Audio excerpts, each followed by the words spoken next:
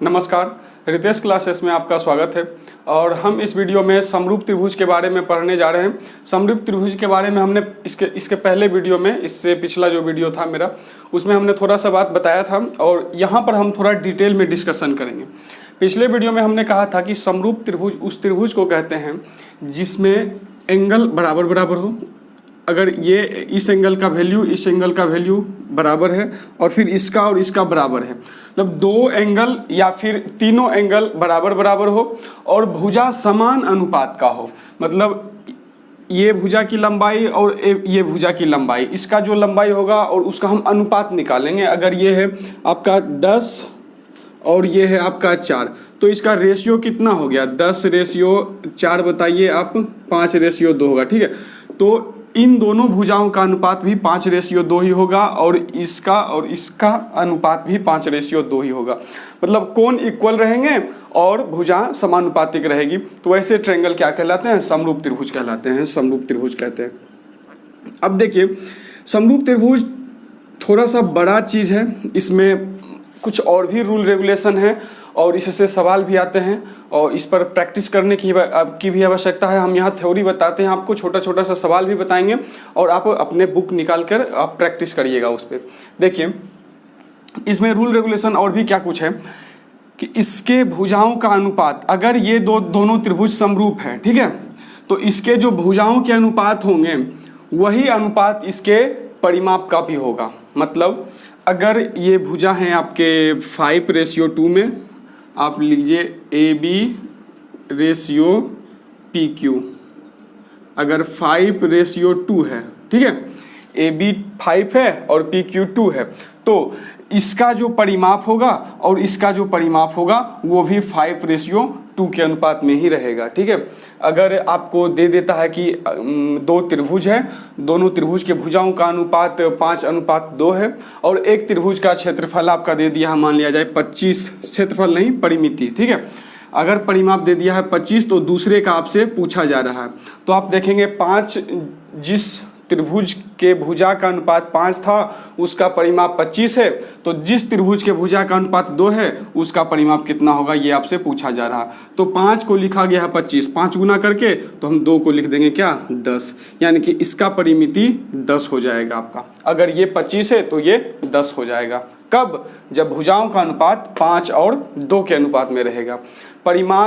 परिमिति का जो अनुपात होगा और भुजाओं का जो अनुपात होगा वो बराबर होगा। और सिर्फ परिमिति ही नहीं, आप देख लीजिए माध्यिका भी, लंब भी, कोण समद्विभाजक भी और परिमाप तो है ही। ये सारे के सारे जिस अनुपात में इसके भुजा रहेंगे उसी अनुपात में इसकी माध्यिका भी रहेगी। ठीक है, ये चीज़ें होती हैं। लेकिन इससे अधिक इम्पोर्टेंट, जिससे बार बार आपसे सवाल पूछा जाएगा, वो है क्षेत्रफल। देखिए, क्षेत्रफल भुजाओं के स्क्वायर के अनुपात के बराबर होता है। ठीक है, अगर आपसे पूछा जाएगा ना कि ABC का क्षेत्रफल बाय PQR का क्षेत्रफल, ठीक है, तो क्या होगा आप जानते हैं? आपका हो जाएगा AB² bye PQ², AB² bye PQ²। मतलब क्षेत्रफल जो होगा वो भुजाओं के स्क्वायर के अनुपात के बराबर होगा। और भी, अब जरूरी नहीं कि AB और PQ, हम एक लेकर दिखा रहे हैं, AB और PQ ही नहीं, आप BC और QR भी रख सकते हैं। यहाँ आपका BC का स्क्वायर बाय QR का भी स्क्वायर हो सकता है। भुजाओं के वर्ग का अनुपात होता है। ठीक है, भुजाओं के वर्ग का अनुपात। तो अब बताइए हमको, ये दोनों ट्रायंगल हैं, दोनों ट्रायंगल के भुजाओं का अनुपात आपका दे रखा है 5:2, यानी कि AB/PQ = 5:2। ठीक है, तो इसका अगर क्षेत्रफल 100 वर्ग सेंटीमीटर दिया हुआ है, इसका क्षेत्रफल 100 सेंटीमीटर स्क्वायर है, तो इसका क्षेत्रफल आपसे पूछा जा रहा है, तो आप क्या करेंगे? आपको पता है ना कि भुजा के अनुपात अगर 5 और 2 हैं तो क्षेत्रफल का अनुपात क्या हो जाएगा? क्षेत्रफल का अनुपात हो जाएगा 25:24, यानी कि इसका स्क्वायर होगा। ठीक, बड़े वाले का एरिया अगर 25 होगा तो छोटे वाले का 4 हो जाएगा। तो बड़े वाले का देखिए यहाँ पे 100 दे रखा है, बड़े वाले का क्या दे रखा है 100 दे रखा है। तो 25 को 4 से गुना करके 100 लाया, तो हम भी 4 को 4 से गुना कर देंगे तो 16 आ जाएगा। यानी कि इस छोटे वाले ट्रायंगल का एरिया कितना हो जाएगा 16 सेंटीमीटर स्क्वायर। इस तरह से हम लोग निकालते हैं। इस पे बहुत सारे सवाल आते हैं, आप बुक निकालिएगा, बुक में आपको सवाल मिलेंगे, वहाँ से आप बनाएंगे। इस चीज़ को नोट कर लीजिए वीडियो रोककर। और आगे हम देखेंगे एक समकोण त्रिभुज से रिलेटेड आप कई सवाल देखे होंगे। समकोण त्रिभुज देखिए, समकोण त्रिभुज से किस तरह से दो समरूप त्रिभुज बनाए जाते हैं हम वो देखेंगे और उस पर कुछ एग्जाम्पल लेंगे।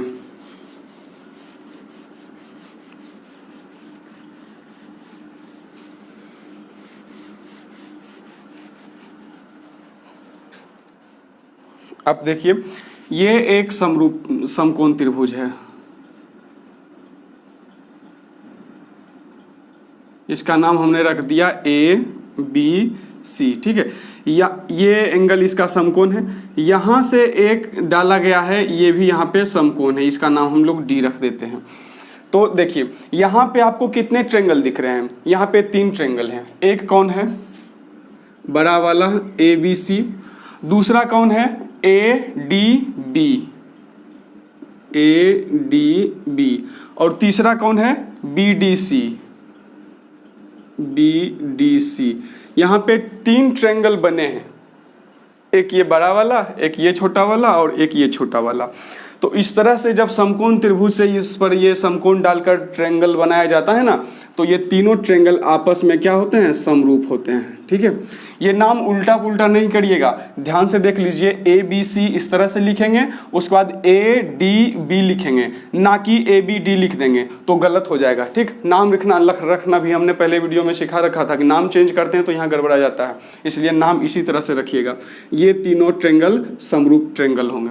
और ये थ्योरम तो ठीक है, बट यहाँ से ज़्यादा सवाल आपके आते नहीं हैं। सवाल क्या बनता है आपका वो देखिए।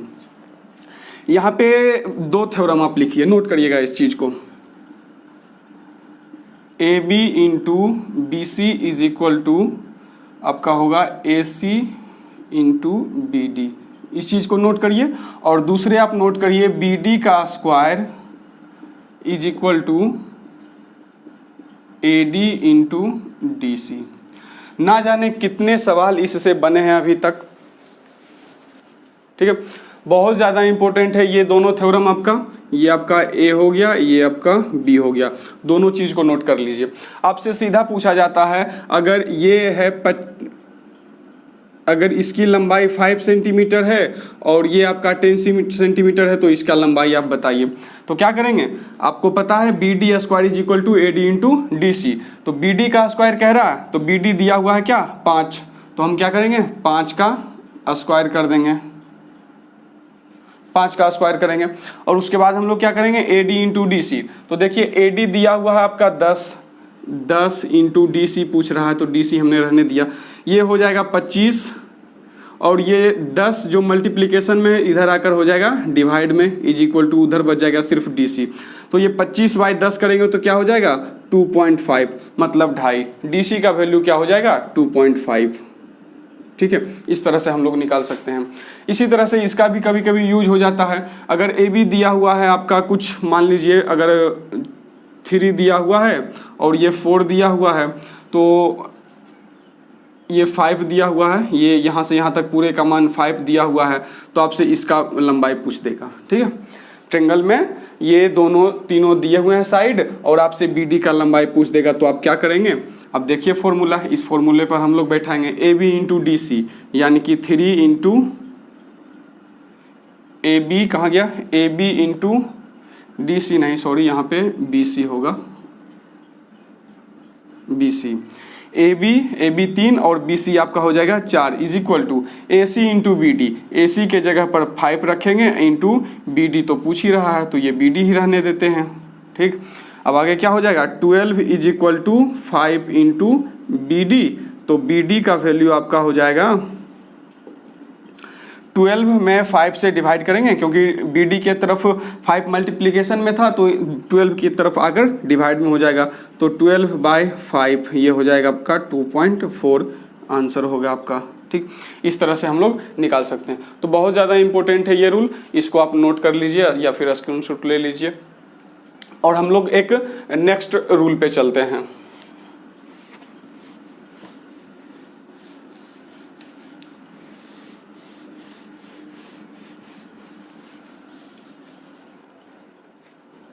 देखिए, ये एक ट्रायंगल दिया जाएगा आपसे,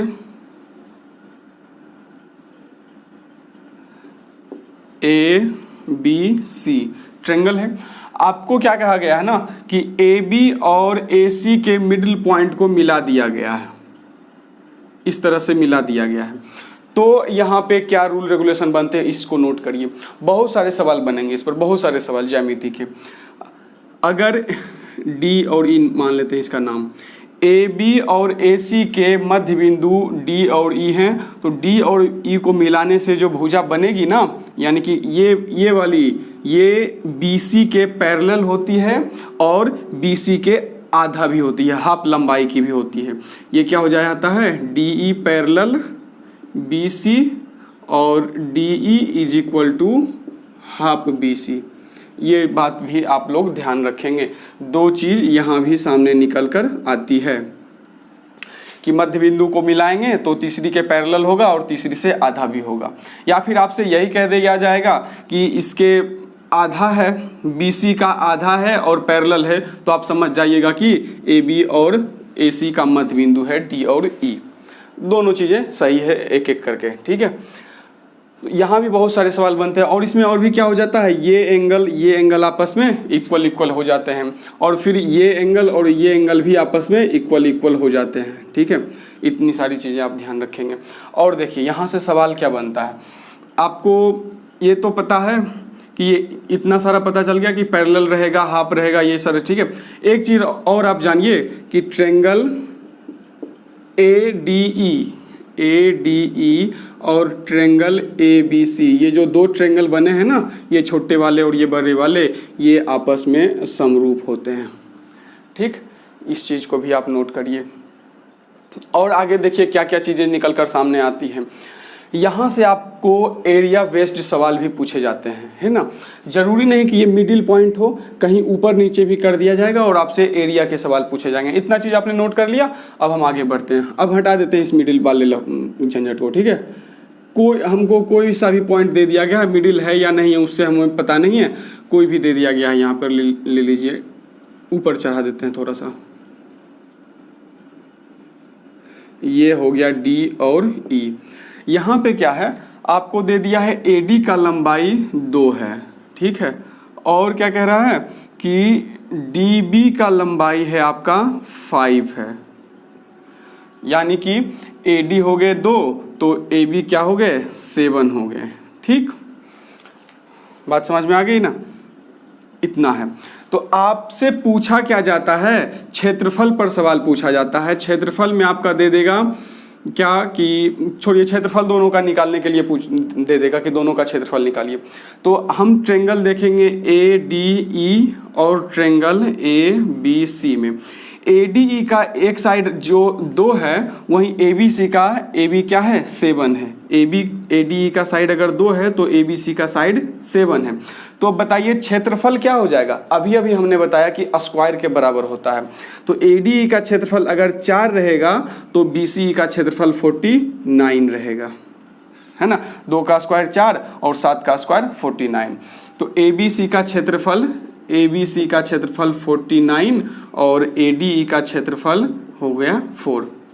अच्छा, आपसे अगर पूछ देगा DBCE का क्षेत्रफल, DBCE का क्षेत्रफल पूछ देगा तो क्या करेंगे। अरे भाई, हमको पूरा मालूम है 49 है और इतना दूर मालूम है 4 है, तो हम 49 में 4 को हटा देंगे, बच जाएगा ये DEBC, यानी कि 49 - 4 इज इक्वल टू 45 हो जाएगा इसका आंसर। ये हो जाएगा 45, ये हो जाएगा 4 और पूरा हो जाएगा 49। तो इस तरह से हम लोग बना सकते हैं। ठीक है, आप सारी चीज़ों को नोट कर लीजिए। कुछ इम्पोर्टेंट जो रूल रेगुलेशन है हम सिर्फ वही यहाँ पे डिस्कस कर रहे हैं। आपके लिए अगर ज्यामिति पढ़ रहे हैं तो आपके लिए ये बहुत ज़्यादा ज़रूरी है।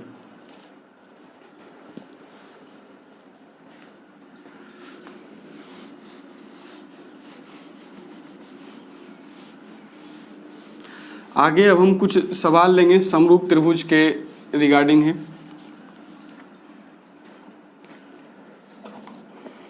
देखिए पहला सवाल है क्या, सुन लीजिए। ए बी सी और डी ई एफ दो ट्रायंगल हैं, ठीक है। उसमें क्या कह रहा है, एंगल ए बी और सी का वैल्यू दिया हुआ है, फिर ई और एफ डी का भी वैल्यू दिया गया है। तो कह रहा है कि बताइए समरूप किस तरह से है। देखिए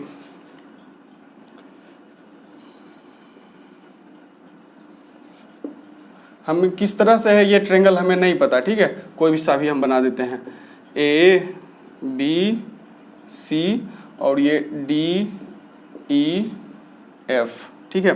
कह रहा है क्या कि ए का मान 50 डिग्री है, ए का मान ये 50 डिग्री है, बी का मान 70 है और सी का मान 60 है। बी हो गया 70 और ये हो गया 60, ठीक है। ये तीनों वैल्यू दे दिया गया। और आगे क्या क्या कह रहा है कि आपका फिर ई का वैल्यू 70 डिग्री है, ई का वैल्यू 70 डिग्री है और डी है आपका 60, ये है 60 और फिर जो बच गए हैं वो है एक 50।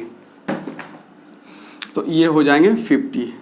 एंगल दे दिया गया है, आपको दिख भी रहा है कि इसके एंगल और इसके एंगल इक्वल हैं। जो 50 60 70 ये है वही 50 60 70 ये भी है। तो क्या आप इस तरह से इसको ऐसे लिख सकते हैं, ए बी सी समरूप डी ई एफ। अगर आप ऐसा लिख रहे हैं ना तो ये गलत हो जाएगा, ठीक है। नाम रखना यहाँ पर सिखाया जा रहा है आपको इस सवाल के हेल्प से। देखिए अगर आपने ए बी सी ट्रायंगल लिया है, मतलब पहले 50 डिग्री वाला लिया है, तो आपको उधर भी पहले 50 डिग्री वाला ही लेना पड़ेगा। ए बी सी 50 डिग्री वाला कौन है, ये देखिए एफ है, तो इधर लेंगे आप पहले एफ। उसके बाद आपने एंगल बी लिया है, 70 वाला, तो आप 70 वाला लेंगे आप, यहाँ पे ई हो जाएगा एफ ई। और अंत में आपने लिया है सी यानी कि 60 वाला, तो यहाँ भी अंत में लेंगे आप सी यानी कि डी यानी कि 60 वाला। तो ये दोनों ट्रायंगल आपस में समरूप होंगे। ए बी सी समरूप एफ ई डी होगा, ना कि डी ई एफ होगा, ठीक है। जिस लंबाई का जिस कोण का इधर वाला नामा पहले रखेंगे ना, वही उधर भी रखना पड़ेगा। एग्जाम में ऐसा किया जाता है, गड़बड़ा दिया जाता है, D F F D F करके लिख देते हैं, उसमें लोग कंफ्यूज हो जाते हैं।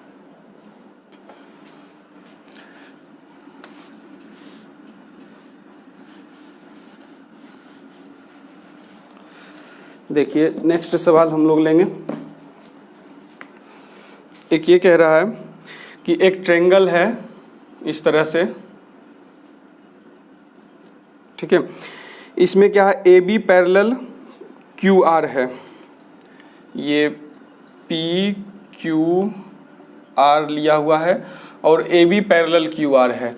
ए बी इधर से इस तरह से ले दिया गया है, A B parallel Q R हो गया। और उसके बाद क्या कह रहा है, पी बी का वैल्यू आपसे ज्ञात करने के लिए कह रहा है, जबकि ये पूरा 6 दिया हुआ है, ये पूरा 6 दिया हुआ है और ये 3 है, तो ये 9 है। यहाँ पे कौन सा वैल्यू है, पी बी का वैल्यू आपसे ज्ञात करने के लिए कहा जा रहा है। तो देखिए ए बी है और क्यू आर है, पी बी का वैल्यू इतना वैल्यू आपको निकालने के लिए कहा जा रहा है। तो आप देखिए बड़ा वाला और छोटा वाला दो ट्रायंगल है यहाँ पे है आपका एक ट्रायंगल पी क्यू आर और दूसरा है पी ए बी। देखिए पी क्यू आर में एक भुजा क्यू आर है और एक भुजा क्या है, ए बी है, उधर ऊपर वाले में छोटा वाला में, ठीक है।